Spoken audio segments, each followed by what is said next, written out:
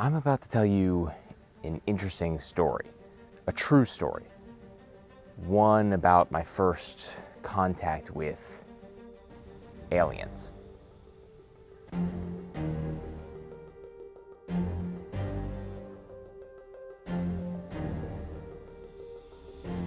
That is a spaceship.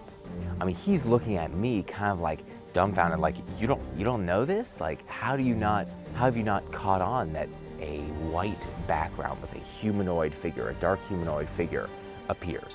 The fire alarm in my house goes off 5 times. Please don't hurt me, please don't hurt me, please don't hurt me. The story begins on a dark and stormy evening in Asheville, North Carolina. All right, not really. It was just a normal, average, beautiful day, and I got inspired to go to the Blue Ridge Parkway to catch a sunset. So I hop in my car, grab my little Pax weed vape, head straight to the parkway, pull off at an overlook, and set up shop for the display. So I take a few puffs, I start to meditate, I try to calm my mind. It was a long day. About 5 or 10 minutes into the meditation or so, I hear this voice behind me that says out, "Hey, you look pretty peaceful over there. You know you have hundreds of thousands of your alien ancestors watching you right now." And this isn't the craziest thing I've heard in Asheville, so my ears perk up, but I'm not completely sidelined. And given that I'd smoked a little bit of weed, I invite him over. I say, "Tell me more, strange man." In my mind, I'm thinking to myself, oh yeah, of course there's life out in the universe. Like, he's probably referring to worlds far, far away. It can't be that this life is so vibrant and alive, and yet the universe is dead and made of just space dust. That doesn't make any rational sense in my mind. And he goes, no, you see that cloud right there? And he points to one that's, very within my visible range. He says, that is a spaceship. And that's when, the little sound on the turntable comes in my mind, because I had never contemplated aliens really flying above my head. Like, I had tacitly assumed that there was life out in the universe, but I had never really stopped to think, like, okay, what if they're here already? And so I start flinging technical questions at the guy. I'm saying, why can't we see them? He's looking me dead in the eyes. He is not looking away, and he answers me with what all I can tell is just complete honesty and truth. And he looks at me and he says, because they have light bending technology. And I say, okay, then why is there a cloud around them? And he says, the outside of their spacecraft is cold and water condenses on the surface. I say, why are they here? They're here to reclaim the land. So this is the time of ascension, and this is when humanity rediscovers itself. What do they have to do with us? They put humans on Earth. They genetically modified apes hundreds of thousands of years ago, and we are their predecessors. Why would they do that? Well, it's the same thing as us doing experiments on bacteria in a little petri dish, right? Eventually, a society or a civilization gets so complex that they can start to study more intelligent beings. There's also the karmic outlook, which is many of us are starseeds, born from across the galaxy and all met here to live out a pretty epic adventure. And what do they want? They don't want anything. They love you and I. They are in complete support of humanity and are here for the transition to occur. Anyways, all of this is going on. And I was feeling like the dumb one. I was feeling like the one out of touch with reality rather than him. I mean, that's how serious he was. All of this is just shattering my worldview, because if any of it is even remotely true, all of a sudden my world changes. I mean, if humanity didn't get here through evolution by natural selection via apes over millions of years, but rather one big bite-sized event where aliens interfere with the human genome, that changes the story. And especially if they are here now, seeing all of humanity, that changes things too. Anyways, that's not even the bulk of the story. We go on and on. Eventually, he says, I gotta go, I gotta chase these clouds, or whatever Ashevilleans are up to these days. And so we go our separate ways. I head back home. I get to my house, I go straight upstairs. I don't talk to anyone. I mean, I am spooked. My mind is just whirring on all cylinders about this. So I'm laying there in bed and I cannot fall asleep to save my life, of course, because this is the first time in my adult form that I've ever contemplated not just aliens, but that aliens are here. Aliens are here right now, all around us, and we can't see them. I'm just tossing and turning. I can't fall asleep. And it's probably around 2 a.m. or so. I really start falling asleep. I get into that hazy, dream-like state of awareness where you're half awake, half asleep, and all of a sudden in this dreamlike state, a white background with a humanoid figure, a dark humanoid figure appears. And it's exactly like you would imagine from Hollywood, right? Where it's kind of this blurry outline of a figure kind of walking towards you. And from there, the light in the background starts getting brighter. So much so that it starts crowding out the humanoid figure. And it keeps getting brighter and brighter and brighter until it takes up my entire visual field and it's overwhelming. And at the very peak, the fire alarm in my house goes off 5 times. And then shuts off. And I panic. I mean, I curl up into a little fetal position. I start hollering. I'm freaking out. I'm saying, they're here, they're here. Oh my God, they're fucking here.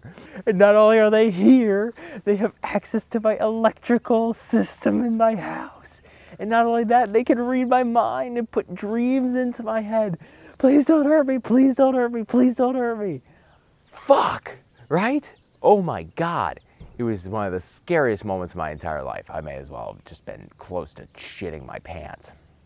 And I'm just don't even know what to do because I feel extraordinarily unsafe in this situation. Like they could come down and abduct me and do what they want. Like I felt so powerless. In fact, I felt kind of like an animal does in a zoo. It made me think that's probably why they don't show themselves. Like I've often asked myself, if they're here and they've got ultimate technology that can be undefeated, why don't they just appear in the sky and say, hello, come out of the ships and wave at us? And then I recognize that would be like entering a really high speed gear into a low speed one, Alien versus Humanity. It just breaks the whole system. I mean, can you imagine the cataclysm? We would not go to work. We would not do anything if we found out that not only were we not alone, but we were dwarfs in the Milky Way. Nevertheless, I eventually fall asleep. I wake up the next morning. I've forgotten all about it, of course. You know, when you go to bed, you have your memory wiped clean, essentially. And so I go downstairs, I'm talking to my roommates, everything is normal, we're laughing, we're joking around, and then, like a download, boom, came back to me. I said, do you guys remember the fire alarm going off last night? And they looked and they go, yeah, holy shit, what was that all about? Blinked 5 times and then went off, and we looked at each other and we're like, were you cooking at 2 a.m. and 3 a.m.? We're like, no, were you? No. I was in bed. And so all of our stories kind of aligned here. And then I had the immediate download where everything poured into my brain. I was like, I have a story to tell you guys. And I relayed the entire information of talking to this man on the parkway about how he told me about aliens, about how when I got home I couldn't fall asleep until this bright white light, and then the fire alarm went off. And so I'm thinking to myself, guys, I set off the fire alarm last night, or rather, aliens in conjunction with my thoughts set off the fire alarm. And their eyes just go like the 1,000-mile stare, and just kind of, you could see just the download happening in their mind too. And they go, Ethan, oh my God, I had the same dream. And I'm like, what? They say, yeah, I also had paranormal dreams of a white light and a humanoid figure getting brighter and brighter until the fire alarm went off. So all 3 of us were in our own rooms, curled up, terrified, piss scared, out of our minds, unsure of what the hell was happening. It was a wild experience, and truth be told, I still don't know what the fuck to make of it. Like, it is that perplexing to me, and the rational part of my mind still wants to blow it off to some, I don't even know what what a good explanation would be for it. Okay, since that time, I've done a bit of my own research. So I've watched the Gaia series, I've watched the Netflix documentaries, I've watched the podcast with Joe Rogan. And I gotta say, there's something here. And especially with the New York Times piece coming out with the UFOs out there, it's about time we started seriously considering the idea that we are not alone in the universe. I also get this sinking suspicion that at some point the grand reveal is going to happen, right? The New York Times is just kind of a priming example of things trickling into the mainstream zeitgeist. But at some point, I don't know if it'll be the government or the military industrial complex will come out with a statement about it and create some stirrings of fear in the hearts and minds of world citizens all over the place. And what I've come to know from experiences that I've had since that time is that these beings are very much real and not harmful, because they view the universe differently than you and I. Rather than having this scarcity mindset of conquer and expand into new territories, and they're here to take valuable resources from planet Earth and subjugate humans to slavery. Many, many, many aliens are good-hearted in nature and truly want to see the universe flourish. They view you and I as just an extension of them. And especially given that some of their DNA is in you and I, they kind of view us as cousins or maybe second cousins-in-law and want to see us at our best. That to say that whatever might come out in the future and whatever might terrify you of the prospect of aliens being a real object, real phenomena in our world, in our society, rest assured that they are kind and benevolent and don't want to harm us at all. So do what you will with that story. I'm not telling you to believe it or not to believe it. You can unsubscribe and never follow me ever again. That's cool too. I guess I get that.